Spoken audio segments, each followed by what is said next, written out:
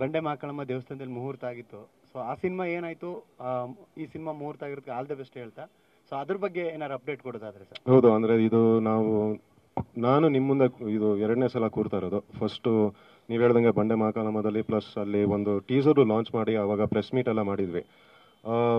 ಇದೇನಾಯ್ತು ಅಂದರೆ ನಾನು ಬರಿತಾ ನಾನು ಇನ್ಫ್ಯಾಕ್ಟ್ ಮಹಾಬಲಿಪುರಮಿಗೆ ಹೋಗಿದೆ. ಅದಕ್ಕೆ ಅಲ್ಲಿ ನಾನು ನಮ್ಮ ರೈಟರ್ಸು ಸುದೀಪ್ ಸರ್ ಜೊತೆ ಇದ್ದು ಆ ಒಂದು ವಾತಾವರಣದಲ್ಲಿ ಇದ್ದೆ, ಒಂದು ಕ್ರಿಯೇಟಿವ್ ಫೀಲ್ಡಲ್ಲಿ ಕ್ರಿಯೇಟಿವ್ ಅಟ್ಮಾಸ್ಫಿಯರಲ್ಲಿ ಇದ್ದು ಬರೆಯೋಣ ಅಂತ ಇತ್ತು.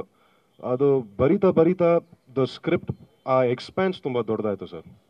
The scale of the cinema ತುಂಬ ದೊಡ್ಡದಾಯಿತು.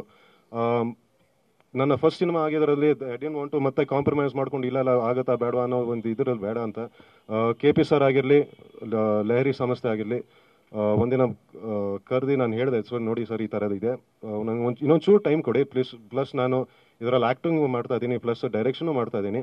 ಸೊ ಅದರಿಂದ ನನಗೆ ಇನ್ನೊಂದು ಚೂರು ಟೈಮ್ ಬೇಕು ಅಂತ ಹೇಳಿ ಅವರು ಒಂದು ಸೆಕೆಂಡು ಯೋಚನೆ ಮಾಡಲಿಲ್ಲ. ಈಗ ಖಂಡಿತವಾಗ್ಲೂ ಮಾಡಿ, ನಿಮ್ಮ ಟೈಮ್ ತೊಗೊಳ್ಳಿ, ಬಟ್ ಅದೇ ಸ್ಕೇಲಿಗೆ ಮಾಡಬೇಕು ಅನ್ನೋ ಒಂದು ಕಂಡೀಷನ್ ಅಂತ ಹೇಳಿದ್ರು. ಐ ಸೆಡ್ ಖಂಡಿತವಾಗ್ಲೂ ಸರ್, ನಾವು ಬರ್ದಿರೋದನ್ನ ಹಂಗೆ ಮಾಡ್ತೀವಿ, ಬಟ್ ಅದೇ it is only the time sir. The duration of the movie and the shoot would consume a lot of time. ಒಬ್ಬ ನಿರ್ದೇಶನಕ್ಕಾಗಿ I would have to be there the whole time. So ಆ ಒಂದು ಕಾರಣಕ್ಕೋಸ್ಕರ we have decided to do that as my 3rd or 4th film, but it is happening for show. Actually ಅದು ಶ್ರೀಕಾಂತ್ ಅವ್ರಿಗೆ, ನವೀನ್, ಮನೋಹರ್ ಸರ್ಗೆ ಎಲ್ಲರಿಗೂ thank you ಹೇಳ್ಬೇಕು. Because ಅವರು ಸಂಚಿತ್ನ launch ಮಾಡಿದ್ರು ಸತ್ಯ, ಬಟ್ ನಾವು ಹೋಗಿ ಕೇಳಿದಾಗ ಇದು sir but first have to ಅವ್ರಿಗೊಂದು ಥ್ಯಾಂಕ್ಸ್ ಅನ್ಬೇಕು. ಬಿಕಾಸ್ ಬಿಟ್ಕೊಟ್ರು, ನೀನು ತಾನೇ ಮಾಡು ಕಾರ್ತಿಕ್ ಅಂತ ಶ್ರೀಕಾಂತ್ ಬಿಟ್ಕೊಟ್ರು. So thank you Srikanth, entire team, Srikanth ಆಗಲಿ, ನಾಗಿ ಆಗಲಿ, ಮತ್ತು ಲಹರಿ ಸಂಸ್ಥೆ ಆಗಲಿ, ಎಲ್ಲರಿಗೂ ಥ್ಯಾಂಕ್ ಯು.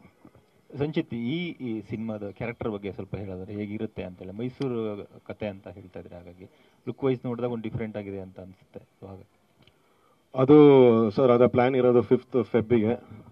ಅಂದರೆ ನಮ್ಮ ಸಿನಿಮಾದ ಎಲ್ಲ ಒಂದು ಫ್ಲೇವರ್ ಆಗಿರಲಿ, ಆ ಒಂದು ಜಲಕಲ್ಲಿ ಬಿಡಬೇಕು ಅಂತ ಒಂದು ಆಸೆ ಇದೆ. ಇವ್ರು ಹೇಳ್ದಂಗೆ ಒಂದು 2001 to 2011 ಆ ಕ್ಯಾಪ್ಚರ್ ಮಾಡೋದಿದೆಯಲ್ಲ, ಆ ಟೈಮ್ ಪೀರಿಯಡ್, ಅದು ಬೇರೆ. ಮೈಸೂರು ಮೆಟ್ರೋಪಾಲಿಟನ್ ಸಿಟಿನೂ ಅಲ್ಲ, ಅದು ಬೆಂಗಳೂರು ಥರ ಬೆಳೆದಿರಲಿಲ್ಲ ಆ ಟೈಮಲ್ಲಿ. ಸೊ ಮೈಸೂರು ಆ ಒಂದು ಟೈಮ್ ಪೀರಿಯಡ್ನ ಕ್ಯಾಪ್ಚರ್ ಮಾಡೋದ್ರಲ್ಲಿ ಒಂದು ಮಜಾ ಇದೆ, ಒಂದು ಚಾಲೆಂಜ್ ಇದೆ. So that is the exciting part.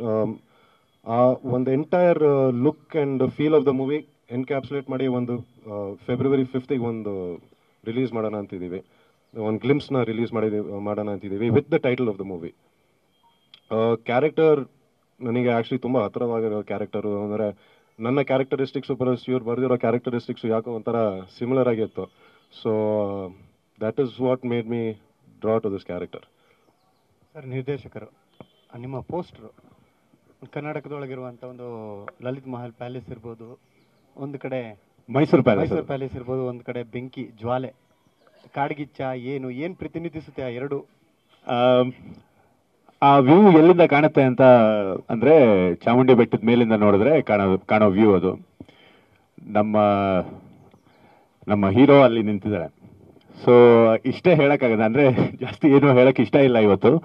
ಆದ್ರೆ ಒಂದ್ ಕಡೆ ಬೆಂಕಿ ಇದೆ, ಒಂದ್ ಕಡೆ ಮೈಸೂರು ಅರಮನೆ ಇದೆ, ಅರಮನೆ ಲೈಟ್ ಅಲ್ಲಿ ಹೊಳಿತಾ ಇದೆ, ಒಂದ್ ಕಡೆ ಬೆಂಕಿ ಇದೆ. ಸೊ ಆ ಬೆಂಕಿ ಒಂದನ್ನು ಸಿಗ್ನಿಫೈ ಮಾಡ್ತಾ ಇದೆ, ಅಂಡ್ ಇವನ ಕಣ್ಣಲ್ಲಿ ಕಾಣ್ತಾ ಇರೋ ಒಂದು ಅರಮನೆ ಒಂದನ್ನು ಸಿಗ್ನಿಫೈ ಮಾಡ್ತಾ ಇದೆ.